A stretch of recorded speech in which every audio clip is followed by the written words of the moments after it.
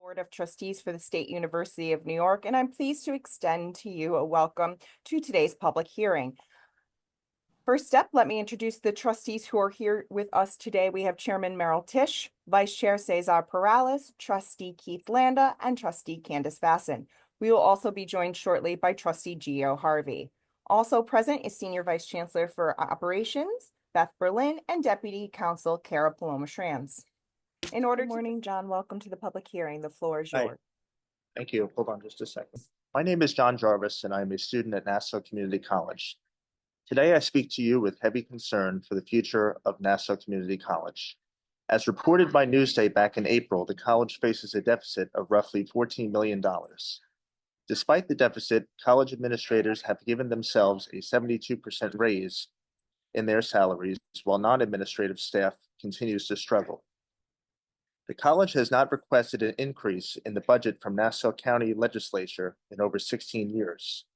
While the college continues to spend more money than it is taking in, the students are the ones who feel its consequences.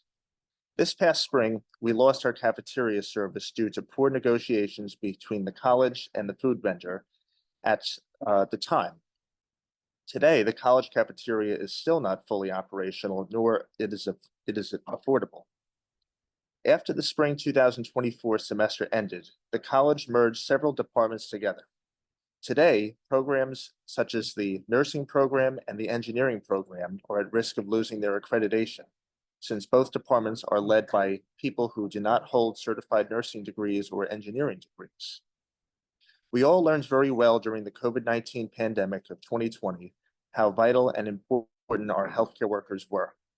If Nassau Community College's nursing program loses its accreditation or shuts down, it will have a devastating impact amongst Nassau County's healthcare system, while it would force potential nursing students to seek their degree somewhere else. Besides the fiscal issues the college faces, other issues can be summarized as unattended and unsafe lab conditions exposing toxic, hazardous materials, which are PESH and OSHA violations, limited hours in help centers, lack in tutors, limited class schedules, and so much more. In the past year and a half, I, along with my family, have spent $80,274.37 on outside tutoring since Nassau's tutoring services are so limited. I have even registered for a class at SUNY Old Westbury earlier this semester, since Nassau's classes were extremely limited. The whole idea of a community college is to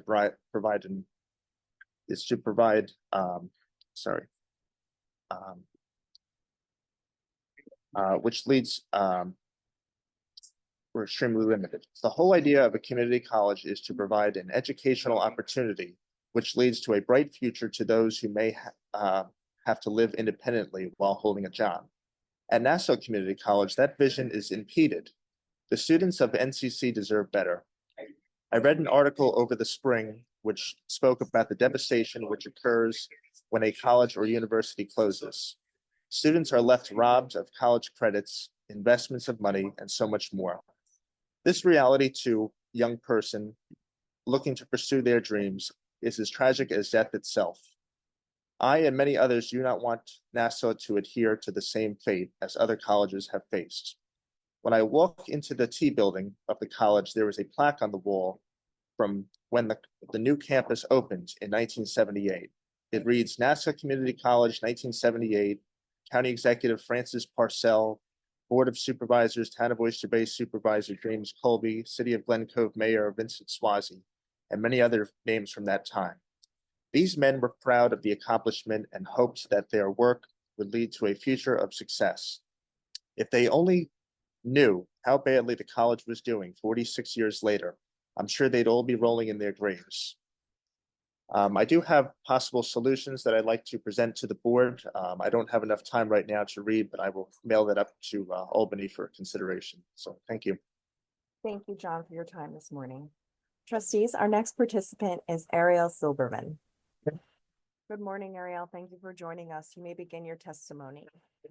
Good morning. My name is Ariel, and I'm speaking on behalf of my college, Nassau Community College. Chancellor King recently spoke on the 4 pillars that make the SUNY system as successful as it is. You mentioned student success and upward mobility is crucial in that success, and community colleges play an underappreciated role in both of these things. I beat the odds as a disabled student in higher ed.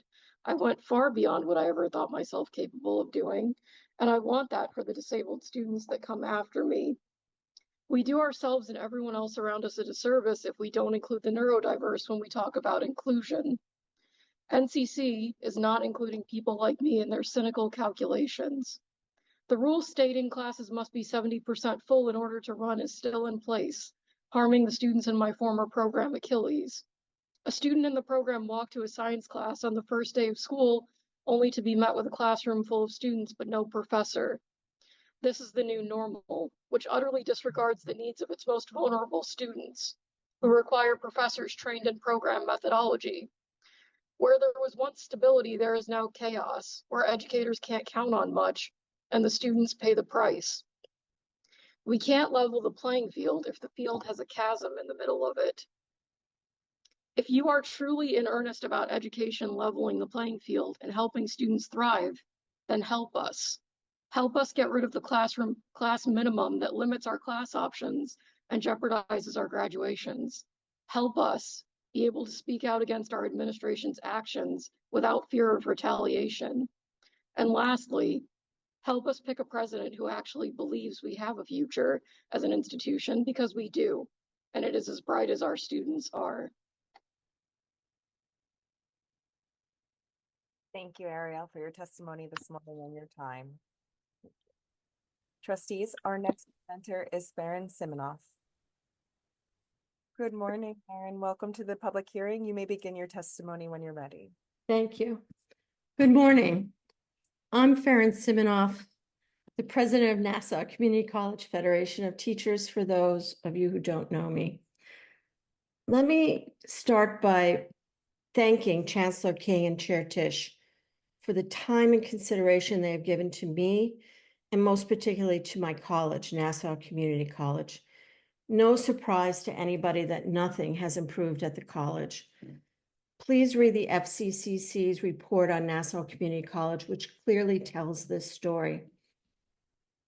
The college's CAO, Maria Canzati, is in reality our de facto president, placed and maintained in this position contrary to SUNY's presidential search guidelines.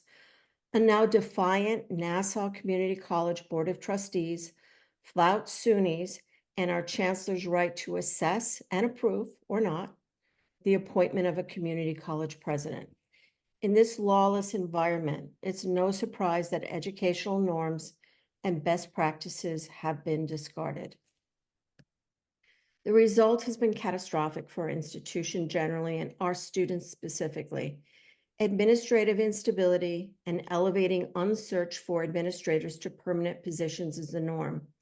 No search is required at Nassau Community College. Institutional memory has been lost.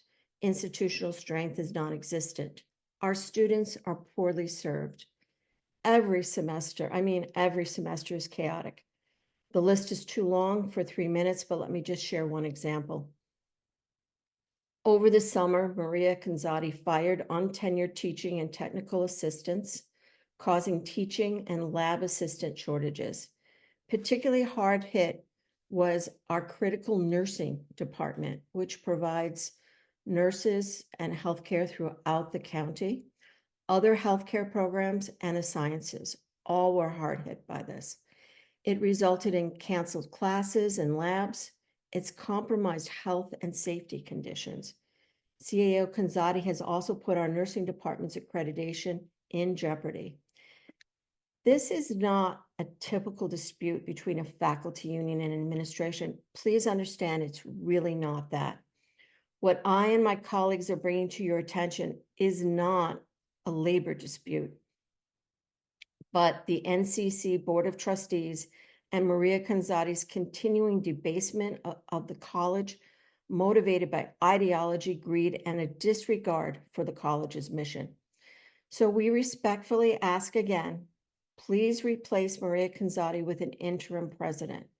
Require the college to do a fair search for a permanent president and exclude any internal administrators from becoming a candidate. As a last resort, I'm asking that you, the SUNY Board of Trustees, request that the New York State Board of Regents remove the majority, not all, but the majority of our overly politicized, ideologically motivated trustees, Maria Canzati, along with her cabinet, and those in the Office of Labor Relations and Academic Affairs. We need stability and an administration that is competent, an administration that believes in our mission and is free from the internal rot that controls this college. I thank you for your consideration. I really do. Thank you so much. Thank you so Thank much for joining us. Trustees, our next registrant is Jason Gorman. Good morning, Jason. Welcome to the public hearing. The floor is yours. Good morning. Thank you very much for hearing us. Trustees, Nassau Community College is in trouble. I'm the academic chairperson. I've learned so much more in the last year than I knew before, and have had an opportunity to question certain things. I'm mostly concerned with middle states at this time. I'm the co-chair of the Ethics Standard 2 from the 13th edition of the Middle State Standard, and Standard 7, which is Governance, Leadership, and Administration. The administration has made it very clear that the faculty voice is not welcome. The evidence of this is that the first draft of the Middle State Standard 7 was refused by the administration to be sent to the SUNY mock visit. So they absolutely refused to send the first draft to them. And most recently, when Dr. Bullock, who is our Middle States outside team leader, visited, the administration did not send up the current draft, which was extensively revised to remove any negative statements and evidence about the administration and merely put in suggestions for improvement. That draft was ignored, and the administration's own draft with all of the suggestions for improvements were removed. Suffice it to say that I believe we will, at least in terms of our self-study report, pass middle states with glowing colors, because we will not have written that report in terms of the faculty. It will have been written by administration, and this culture at Nassau is pervasive through everything. They've rewritten our strategic plan, all sorts of documents. There are other issues. I'll list a few. The administration basically says all previous Senate policies in existence fall to the floor upon their wishes. An example of that is, and I spoke about this last year, we had a search committee for deans, and I told you that one dean was going to be chosen because she was the internal acting dean. She was, of course, chosen. She moved on to another institution, so she didn't get the job. But I had complained that they were not following Senate policy on administrative searches. There was supposed to be, when the administrator was for a dean that had primary authority over faculty, and a majority of faculty on the search. When I questioned our administration about that, they said, our position is that the board makes policy. And I said, so what do you mean all Senate policies fall to the floor? And she repeated, our position is that the board makes policy. This has gone to absurd extents, because most recently I discovered that 4 administrators had acting or interim removed from their titles. I questioned Dr. Canzati, our CAO, about this, and I said, were any administrative searches done? And she said, no, they were promoted to have acting or interim removed from their title. Most recently, we've had some interaction as senator and Senate chair with the FCCC. We've had a plenary visit, a wellness check. These have all been considered college business. The FCCC president, Candace Fasson, hi Candace, is visiting us on the 21st. I was told that this is not college business, so the college is not funding anything. No water, nothing. Thank you very much. Thank you for your time this morning, Jason. Jen.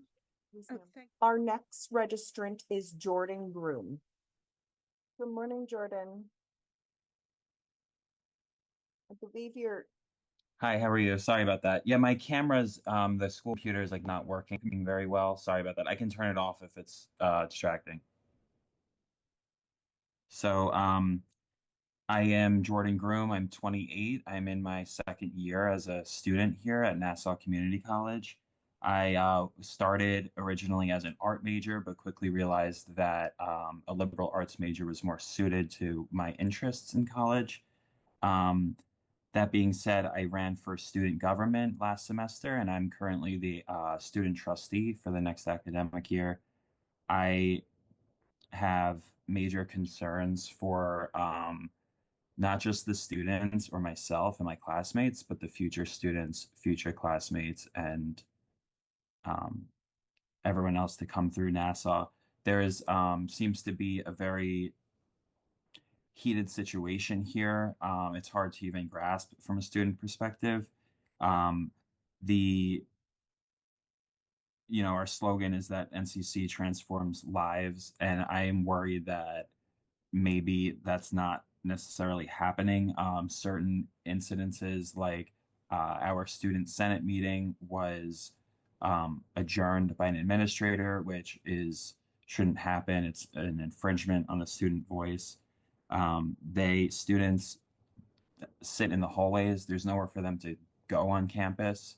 They uh, they talk about renovations that haven't happened yet, including classes that haven't happened yet, such as vocational courses like HVAC that was supposed to happen years ago on campus that is still pending.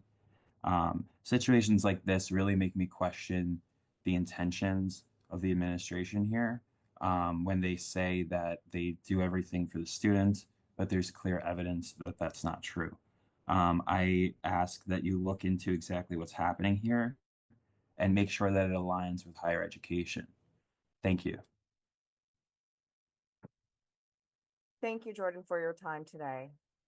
Trustees, our next registrant is David Stern. Good morning, David. Welcome to the public hearing. The floor is yours. Yes, thank you. I'm Dr. David Stern, Professor of Physical Sciences and Classroom Vice President of the NCCFT, the full-time faculty union for Nassau Community College. We'd like to keep you informed about how badly the fall semester is going at the college and make you aware that without outside intervention, the college's overall accreditation, as well as accreditation of specific programs, are threatened. The staffing and organization structure continues to decline in stability. The NCC BOT has refused to perform a proper presidential search and instead has replaced the presidency with a chief administrative officer, CAO. Most of the senior administration has not been searched and have limited experience. The position of chief financial officer is filled with temporary consultants that are replaced annually. NCC's enrollment is increasing and is now about 13,000. The SUNY approved NCC budget supports 414 full-time faculty to, quote, match the needs of the institution, unquote. But the college continues to refuse replacing retirees. Even worse, fired almost all the newly hired faculty, leaving a deficit of nearly 24 full-time faculty missing. The result of the missing faculty has been dozens of classes without instructors for several weeks at the beginning of the semester, labs that cannot be performed because there's no TAs available. Probably worse, unsafe conditions that are PESH violations, such as unattended and unmaintained hazardous chemicals and biological materials. Help centers for our students that have much more limited hours. At the same time, we have all these faculty deficiencies. The number of administrators is growing. And to add insult upon injury, the NCC BOT recently increased CAO Pizzotti's compensation. So she now is paid more, much more than any other SUNY community college president, and in fact is paid more than many of the state ops presidents. Accreditation, the college's accreditation is in danger in part due to the toxic climate promoted by the current administration. 3 independent reports have raised concerns regarding the toxic environment on the campus. In May 30th, 2023, Middle States Commission came by to do their to review the self-study design, and they forced the college to add a 4th priority dealing with campus climate. On April 10th, 2024, SUNY performed a mock visit and raised concerns about the campus climate and recommended that the Faculty Council of Community College do a wellness visit. That wellness visit was reported on August 20th, 2024, and it documented serious problems with the campus climate and recommended that the administration be more transparent and collaborative with the faculty. Merging 22 academic departments into 6 mega departments has resulted in chaos in many of the college's programs and courses. Just some examples: the nursing program is in danger of losing its accreditation since it's no longer led by a chair with an advanced nursing degree. NCC is the only metropolitan community college without an ESL program. Our locally awarded theater program is putting on its last performances this semester and will no longer be able to put on performances in the future because of this restructuring. Even though enrollment is increasing, the administration cut 300 courses offered this fall over the last fall. This resulted in driving away a lot of potential additional enrollments. A student in a so-called guided pathway for business, our most popular major, was not able to find any open sections for their required courses even several weeks before the semester started. And the administration, without previous notice, dumbed down our minimum requirements, qualifications to teach courses. And an example, I teach astronomy. Now you don't need an astronomy degree, you need a geology degree. There's clear errors in this, and they're going to use the same dumbed down standards for spring semester. The administration also has decided to stop and curtail funding for programs such as our honors program, the math and writing help centers. Student clubs that once numbered over 100 are substantially fewer. Just a few of them exist because of the funding cuts and diverting of funds, I should say. The college has also decided not to use grant funds to support principal investigators in violation of federal regulations. So many of our federal grants might get clawed back because of these actions. We again ask the SUNY board to take action to save our college from this poor administration before our accreditation becomes threatened again. And again, thank you so much. Thank you, David. Thank you so very much. Thank you. Thank you. Trustees, our next participant is Bryce Mack. Good morning, Bryce. Thank you for joining us. The floor is yours. Can you hear me? Yes, sir. All right, great. Hello and thank you, trustees. My name is Bryce Mack, and I'm a proud SUNY alumnus. Being part of the SUNY family is also in my blood too, where my mom, grandma, and aunt all attended Nassau Community College, a place that I am also proud to have attended and started my SUNY journey. A place that allowed me to transfer to New Paltz to obtain my bachelor's degree and MPA from Albany University that I will be obtaining next month. SUNY has really given me such a great opportunity, and I am forever grateful. But I'm here today to speak about Nassau Community College. I attended NCC from 2017 to 2019. As a student, I found my passion, new interests, and strong friendships. I participated in different clubs such as the Concert Club and the Student Government Association, where I was elected by my peers to serve as president. I loved my experience at Nassau so much that I testified in front of state officials to reinstate the community college funding floor so that the college can continue to give opportunities to different students there and obtain an education. I am so thankful for Nassau Community College, primarily due to the faculty who helped me grow as a man. Although I loved my experience, the institution has several growing and persistent concerns that threaten. SUNY and state law requires that the SUNY BOT approves whoever the college trustees approve to be their president. Since the end of 2021, NCC has not had a formal approved leader of its administration. Maria Gonzalez currently serves as the Chief Administration Officer for NCC, but the college seems to be treating her as the president. This not only can cause confusion to the campus, but it can create issues to the accreditation issue that the college needs. Should the institution lose their accreditation, NCC may no longer be able to receive federal funding. This can cause concern and threaten the 52% of students who receive financial aid through grants and loans. If students are no longer eligible for aid, students may no longer find Nassau affordable and will either enroll elsewhere or not attend college at all.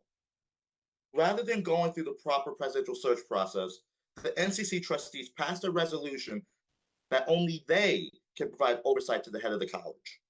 This ruling undermines the law and hierarchy that is set in place to help the college succeed. Furthermore, there are 5 members on the board that have expired terms. One of them expired in 2017, the year that I started at Nassau nearly 7 years ago, yet they remain on the board. This is unacceptable. Trustees are supposed to be appointed by the governor and the Nassau legislature. When start and end terms are not observed, it threatens the institution's credibility and prevents fresh perspectives. And I'm about to finish now. When I was a student there were always financial challenges, but they were never done at the expense of the students. Now the college has closed their cafeterias, buildings are falling apart, and academic departments are being scrapped and condensed. When I enrolled at Nassau, their motto was where success begins. But if the college leadership is unstable, how can student success grow? I have not and will not give up on NCC. I know what the college was, and I know what it can be, which is the gem of Nassau County. Nassau Community College can shape the future of this state and country. I know Nassau Community College can shape the future leaders that want to make Nassau County a better place. We need SUNY to intervene so Nassau can continue to be the pillar of what SUNY is about. We need SUNY to intervene so NCC can build dreams, not kill them. Thank you. Thank you, Bryce, so much for your time and testimony this morning. Trustees, our next participant is Suzanne Kobernick. Good morning, Suzanne. Welcome to the public hearing. The floor is yours. Thank you. I'm Suzanne Kabnick, Secretary of the Nassau Community College Federation of Teachers and a professor in the English department. Please read our faculty's March 24th vote of no confidence in our trustees and chief administrative officer at nccft.org. Since then, many faculty have asked me, what is SUNY going to do to help us? I'm here to ask you. The chaos and cuts to academic programming continue.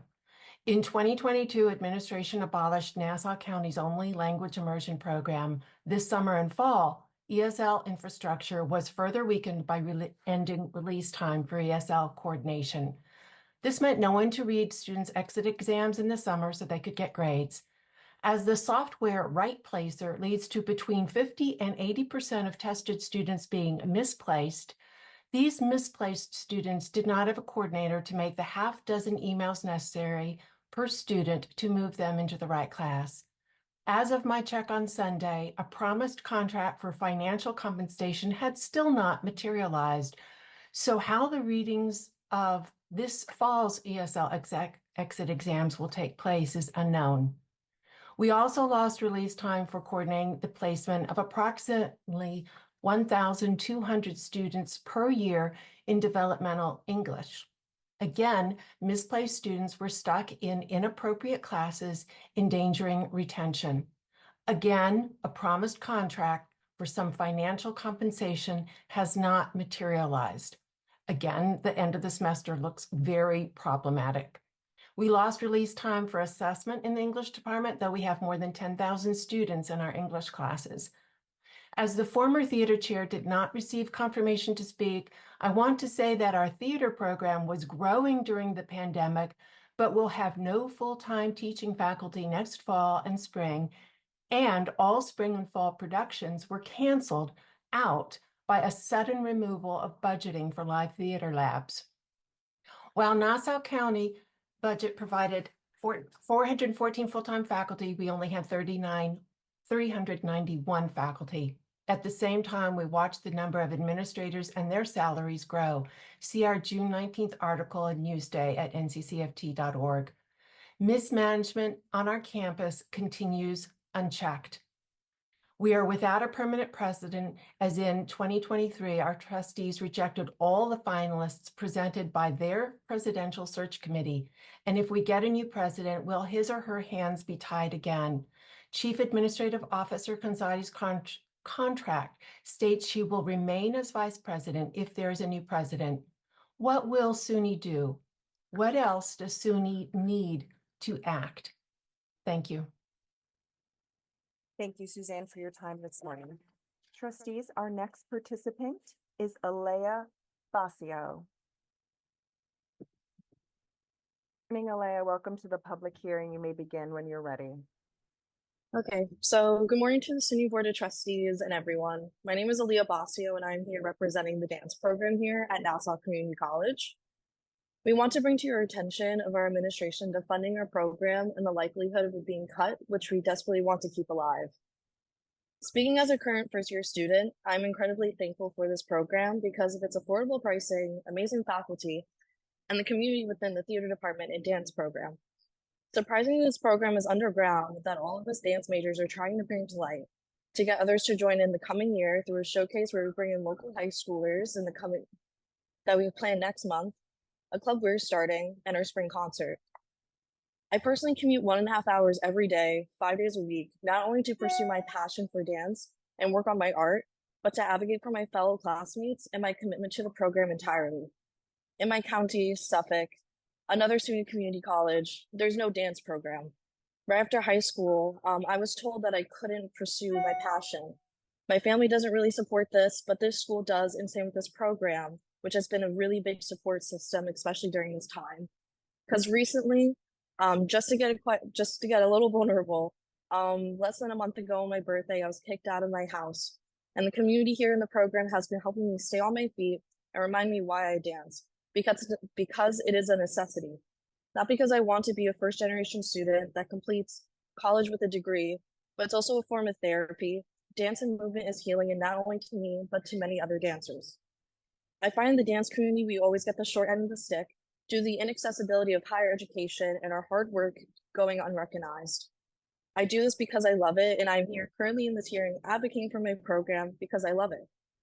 Our program doesn't just provide to dance majors, but also non-dance majors, as we encourage to take class as a form of phys ed because the movement can be fruitful to all. If the NCC administration does cut the theater department and dance program, which coincides with each other, I want them and the board to ask yourselves these questions. Where would all the students go? Where would I go? Would all of my hard work be for nothing? Would all of our hard work be for nothing? Where could we continue our education at such an affordable and accessible price? And where would the faculty go? The faculty would be out of jobs, and halting students' education is unfair. For us art majors, this is what we see as our future, and our future is creating, and you can help us continue creating our future. And thank you for listening. And if you have any questions, I'm happy to answer. Thank you again. This is the chair, Meryl Tish. Thank Hello. you. Hi, and thank you for coming this morning. I do have a question. Yeah. Are you homeless now currently? No, so NCC, they have a gateway program Great. with Adelphi and I was Nassau. going to recommend that you be in touch with them. And Yes. so Yeah. your current living needs are all met? Yes. Thank you, darling. Thank you. Mhm. Have Yeah. a good day. Yes, thank you. Thank you for joining us this morning. Of course. Trustees, our next participant is John Day. Good morning, John. Thank you for joining us this morning. The floor is yours. Good morning. My name is John Day. I'm retired faculty, NCC. As an instructional designer who worked with many faculty in many departments for 20 years, I was impressed with their competence, expertise in their subject area, dedication to teaching, and importantly, dedication to their students. The contributions that full-time faculty make to the college cannot be replaced by adjuncts. The cuts in faculty since 2010 endanger the quality of education and the college mission. Full-time faculty lines must be restored. Before 22 departments were merged into 6, with 15 eliminated, department chairs were well-versed in their subject area and able to lead and effectively administer their colleagues. This cannot be the case with generalists attempting to lead many more faculty with different backgrounds. A departmental structure that is discipline-specific must be restored. Due to these developments and a toxic climate on campus, NCC is in crisis and in danger of losing middle states accreditation. In 2016, SUNY intervened to help remediate problems that NCC faced then. It is time for SUNY to intervene again to restore NCC's standing as a premier quality college and an asset to the economy of Long Island. Thank you. Thank you for joining us today, John. Trustees, our next participant is Daniel Resch. Good morning, Daniel. Welcome to the public hearing. The floor is yours. Thank you. Good morning. My name is Dr. Daniel Resch, and I'm a full-time faculty member in the chemistry discipline at Nassau Community College. I'm also a graduate of Stony Brook University Chemistry Department, class of 2013, so SUNY has been part of both my academic and professional career for over a decade. Regrettably, I'm here today to implore the Board of Trustees to take a more active role in the operations of NCC. My department at NCC once ran like a highly optimized machine focused on quality, professionalism, and safety. After being merged into Allied Health Sciences, along with several other departments in August 2024, chaos quickly ensued. Our one and only full-time technical assistant was terminated, citing budgetary shortfalls. Since then, the preparation of chemical and equipment for lab classes has not been consistent. Professors have had to either convert a lab session into a lecture on the fly or do virtual simulations to utilize time that should be dedicated for hands-on experiments. Recently, our department chair had a meeting with the administration pertaining to our use of chemicals in the laboratory. The administration floated the idea of removing all corrosive chemicals, flammable chemicals, and all acids and bases from the department to save costs. This action, if implemented, will greatly impact curricula and provide students with a substandard experience in chemistry compared to all other SUNY schools that I'm aware of. Since we lack a full-time TA, our instruments are not getting properly serviced. This has thus far resulted in the loss of a $25,000 FTIR spectrophotometer used in organic chemistry. Our $200,000 HPLC mass spec time of flight, purchased with money from a SUNY 2020 grant several years ago for our chemical technology program, is currently flashing a large red service warning. We do not know the state of the instrument at this time, but it could turn out to be Nassau County and SUNY's most expensive paperweight if damaged due to lack of maintenance. The Chemical Technology AAS program, a desired STEM credential, has yet to officially have its courses run due to low enrollment. New programs take time to market and need to see a few students through to spread the word. Lastly, due to the chaos and unprofessional treatment of one of our full-time faculty members, they have left for employment at another college. This individual is one of our most respected and accomplished colleagues with an impressive track record of publications in high impact factor journals from their time at Brookhaven National Laboratory. This person was actively engaged in scholarship at NCC, and I was looking forward to working with her on a new initiative in AI and OER after having received a SUNY IITG grant myself. The faculty at NCC are willing to step up and do scholarly work to support SUNY. However, we're constantly thwarted by short-sighted policies and endless chaos as a result of administrative policies, particularly from the Office of Labor Relations. I implore the SUNY bot to thoroughly review the chaos at NCC and play an intermediary role in helping the college move forward. Thank you. Thank you, Daniel, for joining us today. Thank you. Trustees, our next participant is Mary Lannon. Good morning, Mary. Welcome to the public hearing. The floor is yours. Good morning. Thank you for having me. I'm Mary Lannon. I'm a professor of English and Women and Gender Studies at Nassau Community College. I'm speaking today to make you aware of problems that students experience at Nassau Community College under the current leadership. Last spring, these are small examples, but I think indicative of the problems. Last spring, the Creative Writing Club wanted me to chaperone them as they took a trip to the New York Public Library. I was happy to do that. I knew that the college used to have a procedure for chaperoning, so I emailed an administrator asking how I would go about that. He said that I should fill out a form and that training was no longer needed. However, he did not include the form in his email, and subsequent emails went unanswered. The students abandoned their plan for the field trip. This semester, I have a student who is interested in the honors program. I emailed last year's honors coordinator who told me he is no longer in that position and who referred me to a dean. The dean wrote and told me that they are, quote, actively seeking an honors coordinator, but offered no interim person for the student to see. Our students, especially honors students, are only in the college for 4 semesters, yet there is no plan for the students while the college actively seeks out an honors coordinator. The Women and Gender Studies Project lost its coordinator and funding for Women's History Month last year. This year, we lost our office space that we had held for more than 20 years, and we're moved to much smaller quarters. In addition, the college policy of requiring 70% of the classes to be filled mean far fewer students have the opportunity to take a Women and Gender Studies course. This past August, we had 12 students registered for an in-person Women and Gender Studies course on August 15th. Classes started in September, yet the class was canceled on August 15th because it was not 70% filled.